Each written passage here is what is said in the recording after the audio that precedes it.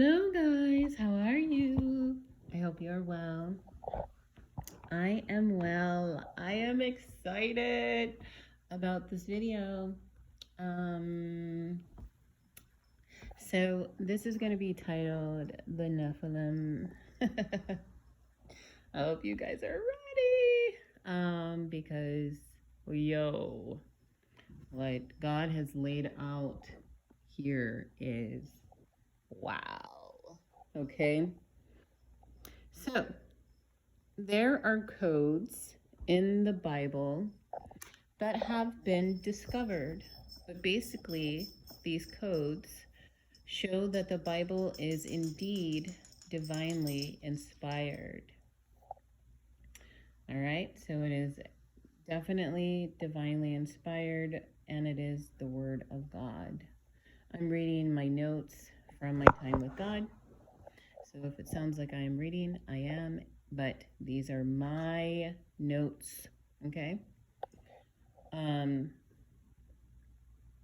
So there are codes within the first 5 books that spell out Torah. And after the word tree is mentioned, there is a code telling all 26 species of the trees that were created by God. The reason God said to kill all the people and animals is because they all were contaminated with non-human DNA.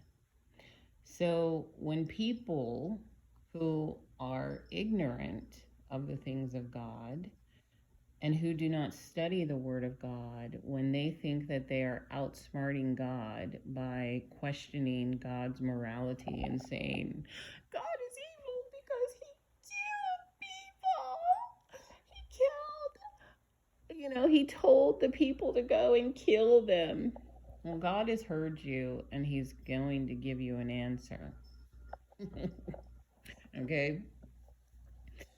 So we are now aware from the book of Enoch that the fallen angels taught many things, but their offspring were contaminating humans and animals. They were creating others, hybrids, from mixing these things together. The Bible talks about the lion man and other things like the fae people, the fairy people, mermaids, sirens, centaurs, cyclops, half man, half horse, We've been told that those are myths and that they're just fairy tales. Even saying that now is kind of like, But it's basically like, real, all right? There are mentioned of these hybrid beings in other sacred texts. And we even have ancient carvings and depictions of these creations. Hence the gods of Egypt. And those gods go back to Sumer. And the Greeks adopted those gods as well. So Nimrod became an other. Nimrod is described as a Gibberine. And I say that he was translated into that by the wearing of the skins that he stole from Noah. Well, that his father stole from Noah and gave to him. The skins that God made for Adam and Eve. Now, the skins were not, the flesh on our bodies, because God talks about the different flesh, and he says that when he created Adam, he talks about the flesh of Adam because he had to cut the flesh open in order to get to the DNA to bring about Eve. And he definitely formed a body. Okay.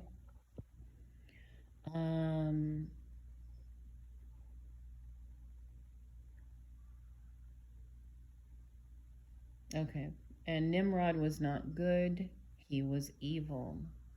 Noah wore them, and they were supposed to be passed down to his firstborn son, Shem. However, they were stolen by Ham. For a recent look at this technology, look at the mouse with the human ear. It was created that way. Growing human organs on or in animals is nothing new. You can research this recently in medical research journals and different things like that. They have pictures and they call it life-saving transplants, but it is linked to a darker history of the Nephilim and their fathers, the fallen ones. So during the time of Joshua had to defeat many Nephilim tribes and drive them out of the promised land. So it was not Moses' generation that fought and won those wars. It was Joshua's generation that fought and won them wars. So there was a battle that had taken place, and they needed to cross the Jordan River. They had with them the Ark of the Covenant, and Joshua had them collect 12 rocks from the Jordan River. He had them placed where the priest stood with the ark. They piled them up and made a memorial. And they are still there today. Jesus was baptized by John the Baptist in that very spot. So the dove coming down upon Jesus and God saying, "This is my son who I love and I am well pleased," that happened at the spot where the Israelites crossed with Joshua and the ark.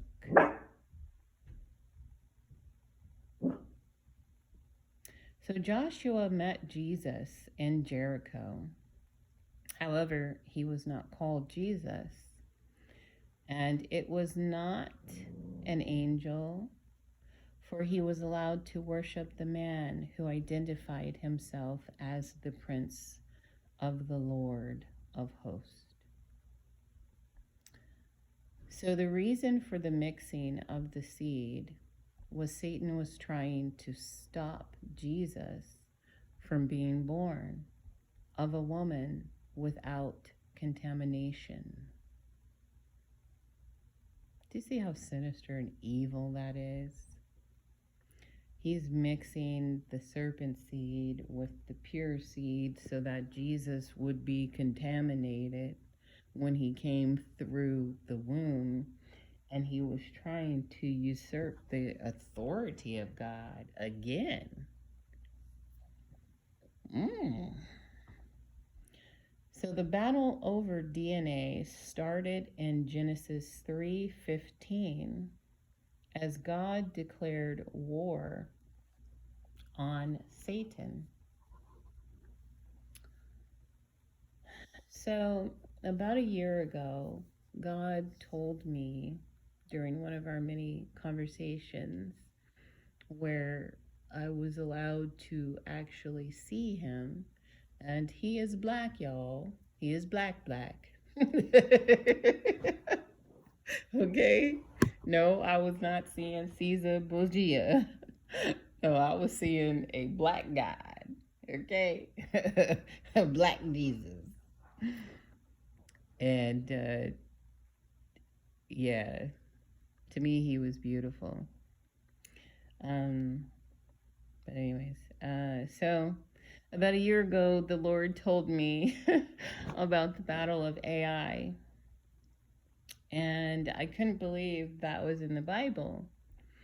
But he told me to look into it. And I did look into it, but I did not have the deeper meaning of what that was until today.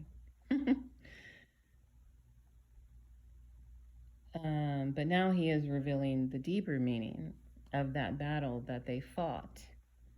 Okay, so Joshua and the men of Israel went up against Ai 2 times.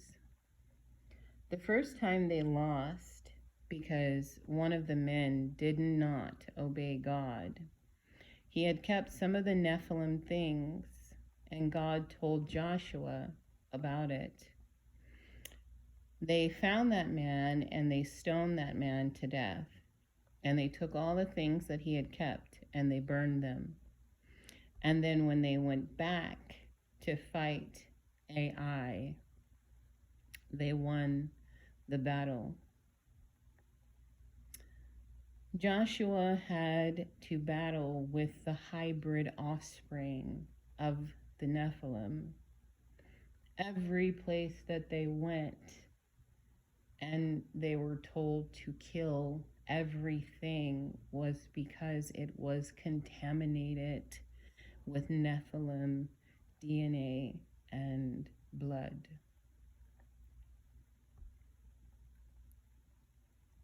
Joshua has battles with the hybrid offspring, and the Lord helped him in the battle of Beth Horon.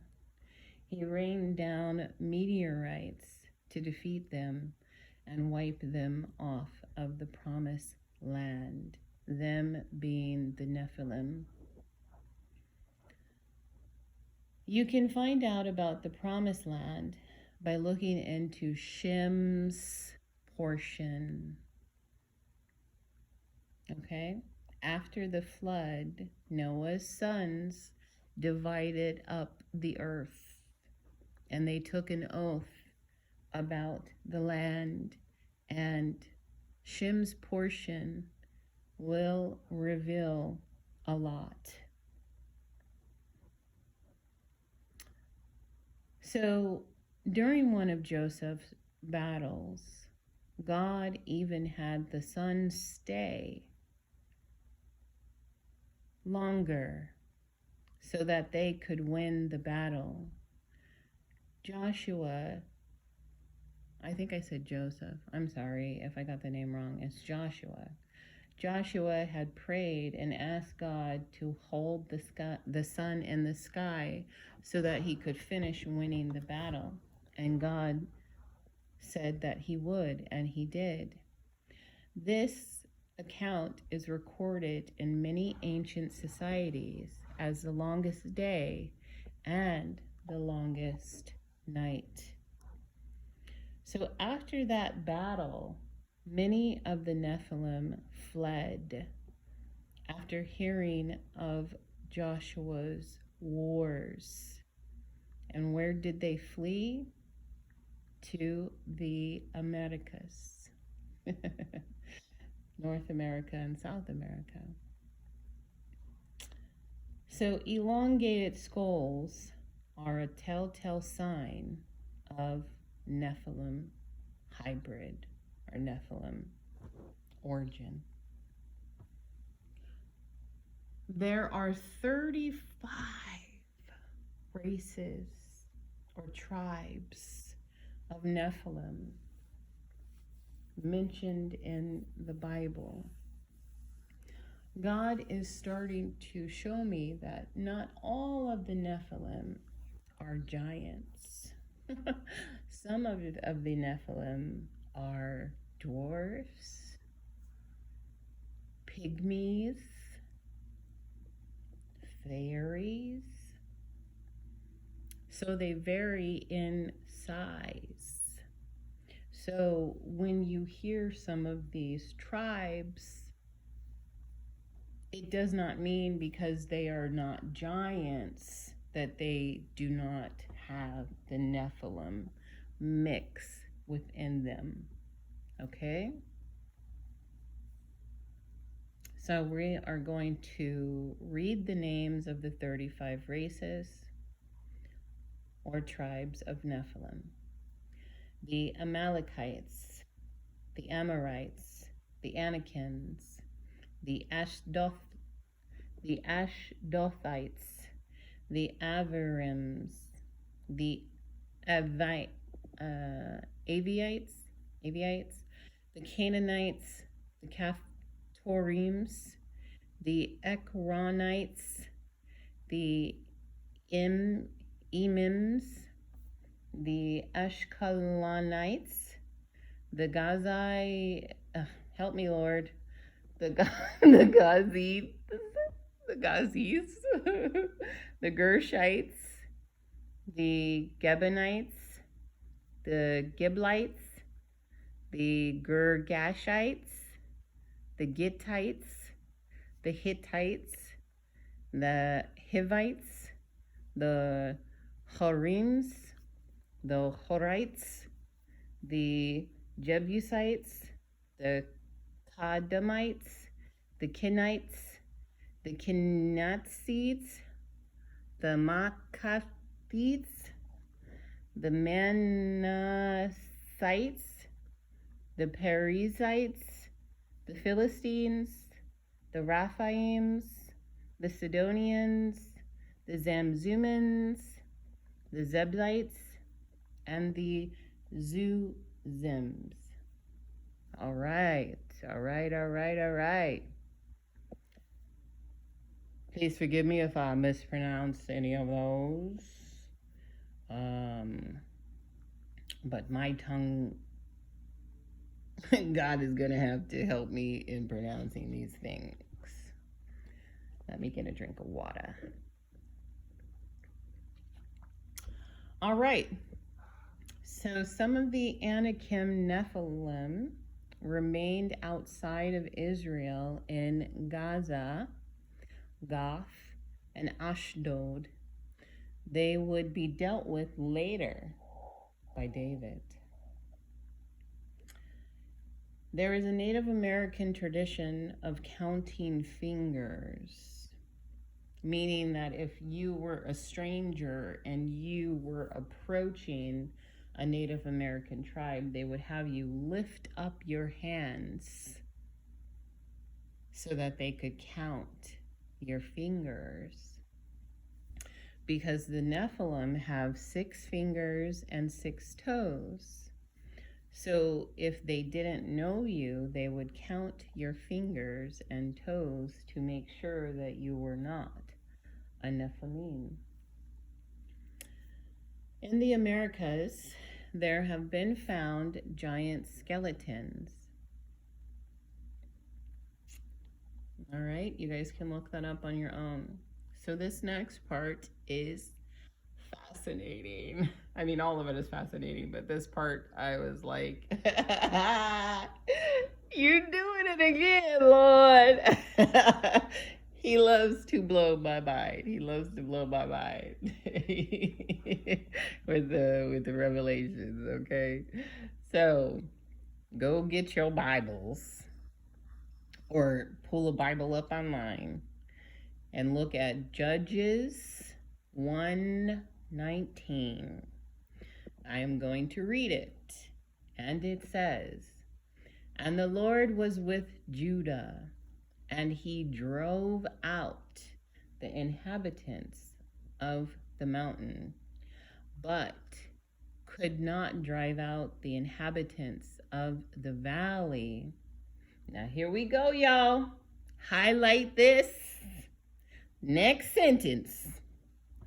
"Because they had chariots of iron. And this is what the Lord had to say. Okay? Lord, I'm like trying so hard not to jump out of my skin right now. Give me a moment. Hold on. Because they had chariots of iron. Woo! All right. So what were these devices? These chariots of iron. They were advanced technology from the Nephilim. Either they were tanks or UFOs. And the reason why it was in the valley is because that was Nephilim territory. Okay? Now, I have told y'all that the Lord has allowed me to see things. And angel technology is not swords and shields, as you have been taught. They were teaching them how to work with the metals. So it is possible that they were showing them how to build tanks and what y'all call UFOs in order to have wars. Okay? Now, in the time period in which this is talking about, it was common for man to have chariots made out of wood, and they were pulled by horses. So they did not win because they had chariots of iron. This is not the first time that the word chariot has been used to describe otherworldly technology, angelic technology. In the vision that Ezekiel or Elijah had, it was chariots of fire. When he asked the Lord to open up his servant's eyes, his servant saw they were surrounded by chariots. We call them UFOs today. But we know that they have the capability to either disappear because they go into another space, or they have cloaking technology. So when he asked for his servant to be able to see the myriad of chariots that were surrounding them and protecting them, when the servant saw the angelic presence within their chariots, okay, I'm doing air quotes here, within their craft, because it was revealed to him to see it, either they uncloaked themselves or they hopped into the space where he could see them. I say hopped, but that it's more scientific than that. So Enoch and Elijah were raptured in a air quotes chariot, okay? The servant's eyes were open to see the heavy heavenly army surrounding them in chariots, okay? I call it angelic craft. I also call them Zamzumans. I don't call them Zamzumans, but I call them Zams and Ziffs. Yes. Zams and Ziffs. Okay? And I know when I first said that word, y'all probably was like scratching your head, like, what? But I'm telling you, it all came from the Bible. All right.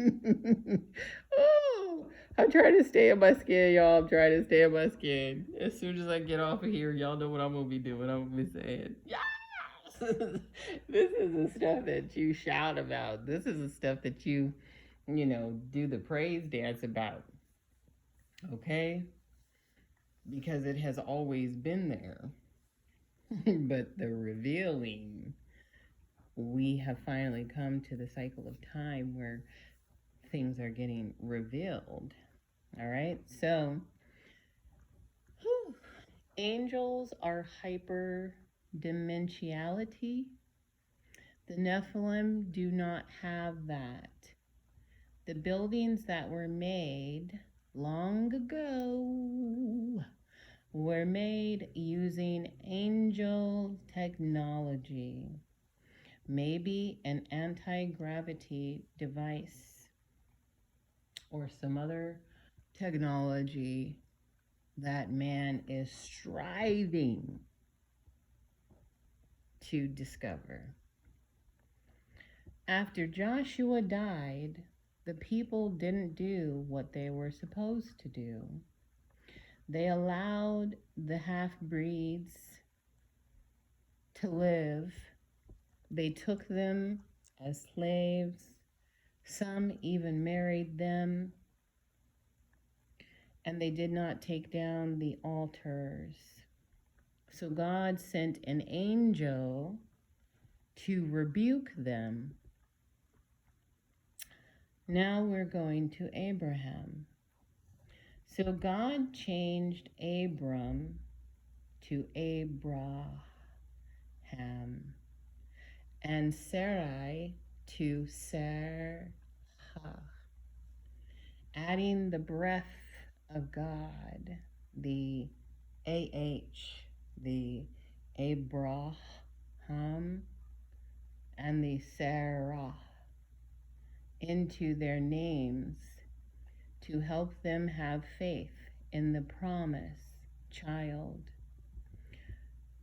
Did you guys know that God did not speak to them for 14 years? They did what they did in order to have Ishmael, and God did not speak to them for 14 years after that because he wanted the time to pass, because he had already told them their promised child would come in their old age.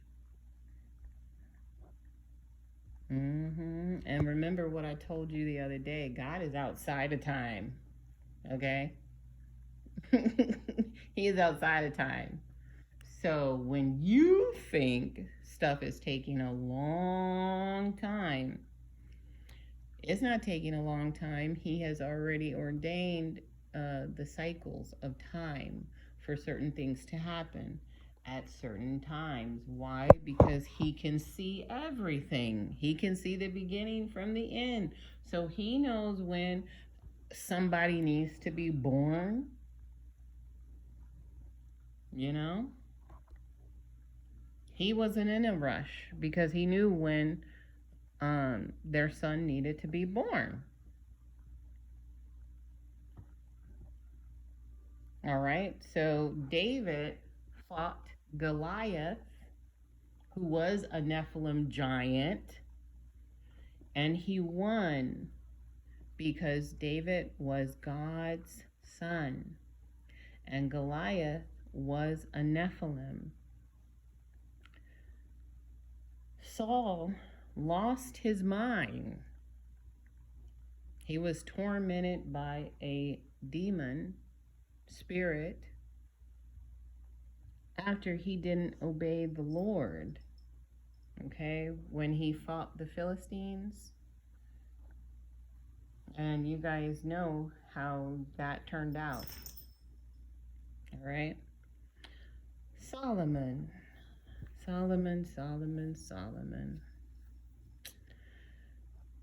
Solomon married foreign women, a lot of them. And those women did not have pure DNA. And then Solomon allowed them to practice their Nephilim ways by building altars for them where they could sacrifice their children to their gods. And Solomon sinned against God. And so God took his kingdom from him. So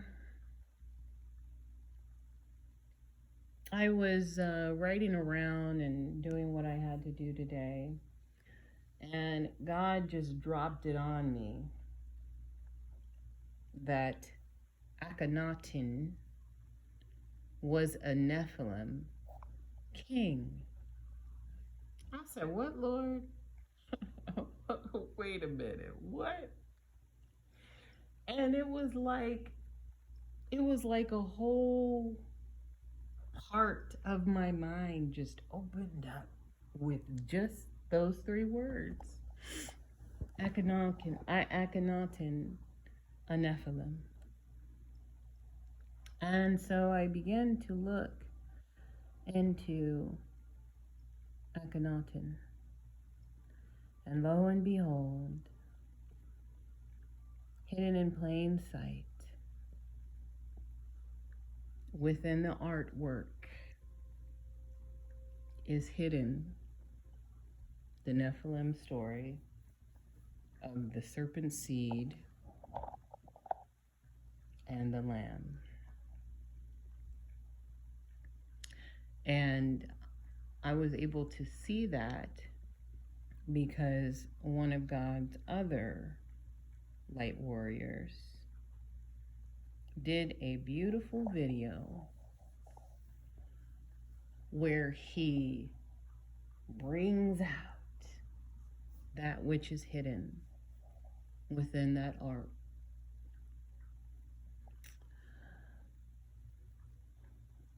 Akhenaten was King Tut's father. And you guys know how they acted about King Tut's treasure. And I believe that we don't have the whole truth because they wanted to go with the alien theory. Akhenaten was not an alien. He was a Nephilim. And Nefertiti was a commoner.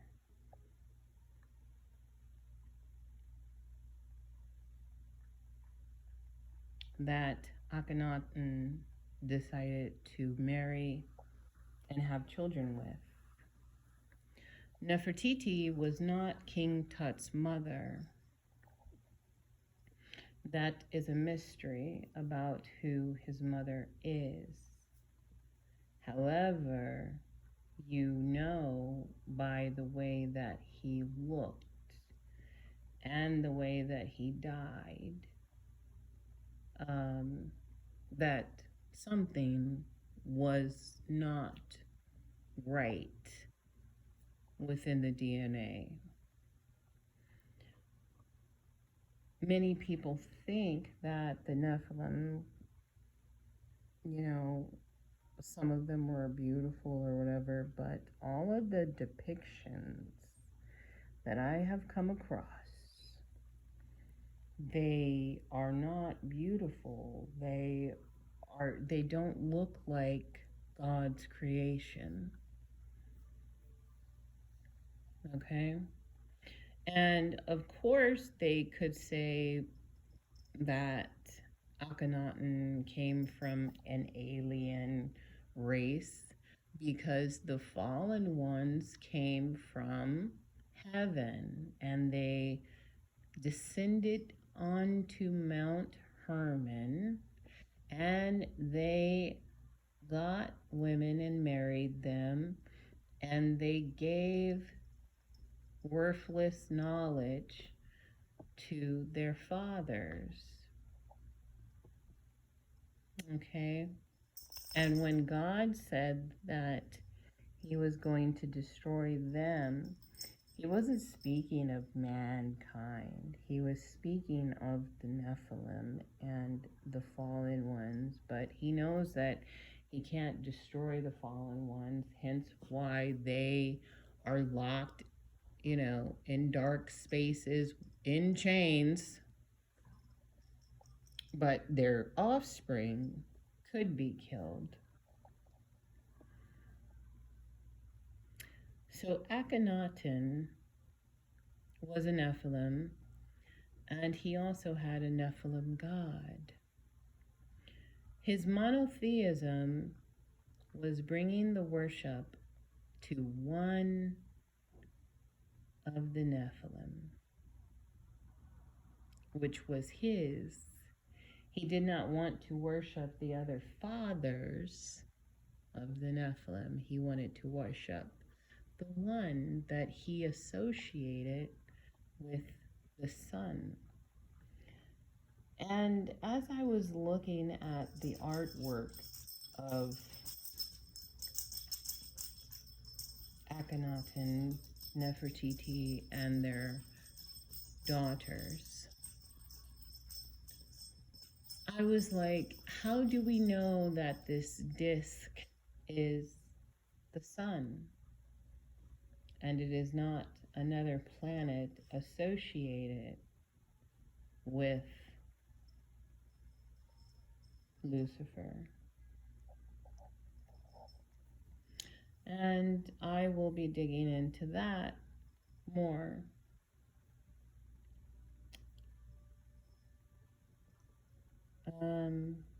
But yeah, that's all I have to say on this for now. I will be back because I think that what that gentleman did with that carving and showing the hidden works within the hieroglyphs is nothing but God. Because those of us now that look at that, we see Akhenaten, Nefertiti, and their daughters. But God had a seer see the deeper meaning into that piece of artwork, and he basically exposes what is really carved in stone. You guys thought that the Mona Lisa was the first to have hidden messages in it? No, baby. Michelangelo got that from looking into Akhenaten's artwork and other things. So Mona Lisa was not the first. May have been the first painting, but not the first carved thing, or the first artwork that shows the origins of such things. All right, so with that, we are done with that, and if God gives me more on Akhenaten, I will definitely be back to share. All right, love you guys. Go in peace. Oh, yes. I wanted to say this really fast. So tomorrow, right now, it's April 7th, 2024. Tomorrow is April 8th, 2024. And I was at one of my meetings today, and one of the other gifted people mentioned about the earthquake that happened on the East Coast, the codes.